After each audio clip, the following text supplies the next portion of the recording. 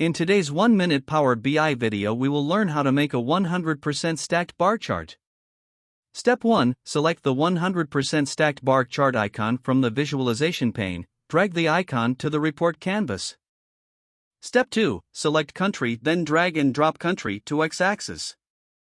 Select revenue, then drag and drop revenue to y-axis.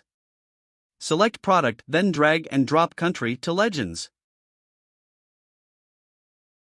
Step 3. Expand the visuals by clicking at the edge and then dragging it.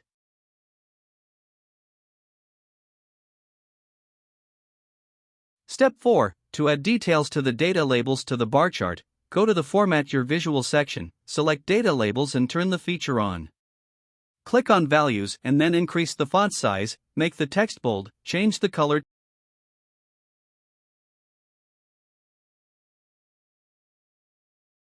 Turn the background on, select the desired color, adjust the transparency by moving the slider or tying the desired percentage.